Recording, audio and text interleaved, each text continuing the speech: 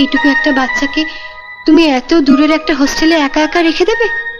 কি করবো বলো, বিয়ে করেছি, কোথায় একটু আনন্দ ফুর্তি করে কাটাবো তা নয়, এই হারামজাদাটাকে আমাকে ট্যাঁকে নিয়ে নিয়ে ঘুরতে হবে। তাই বলে তুমি ভাবতে পারবে না দিদি, ও এমন একটা জায়গায় আমাকে মা বলে ডেকে ওঠে না যে লজ্জায় আমার মাথা কাটা যায়। ও তোমাকে মা বলে ডাকলে তোমার লজ্জা করে? করবে না? দাঁড়াও শনিটাকে রেখে আসি। আমি একটু কথা বলবো অনু। যা বলার তাড়াতাড়ি বলো। ওকে আমায় দিয়ে দাও না।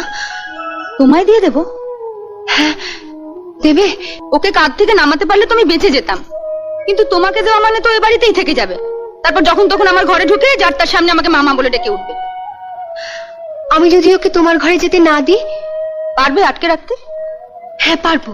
ও আর কোনোদিন তোমাকে লোকের সামনে মা ডেকে অপদস্থ করবে না। দাঁড়াও, তোমার ঠাকুরপোকে একবার বলে দেখি। আপদটাকে তাহলে দিয়েই দিই, কি বলো? হ্যাঁ, তবে এমনি দিও না, ও একটা শর্ত করে নেবে। বলো কি শর্ত? 1, ও আমাকে মা বলে ডাকবে না। 2, আমার ঘরে ও একদম ঢুকবে না। 3, ওর অসুখ বিসুখ করলে সব দায়িত্ব তোমাদের, আমাকে একদম ডাকবে না। ওর পিছনে একটা টাকাও আমরা খরচ করতে পারবো না।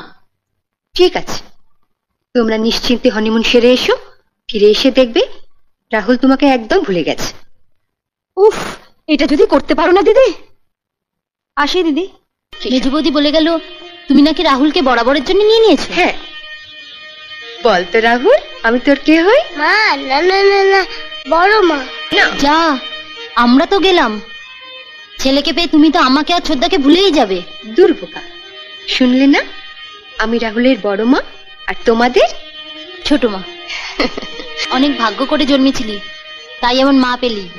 না না মা না, বড় মা। চল রাহুল। তুমি ওকে নিয়ে রান্নাঘরে ঢুকবে নাকি? হ্যাঁ, ওকে একদম কাছছাড়া করবো না, আঁচল দিয়ে বেঁধে রাখবো।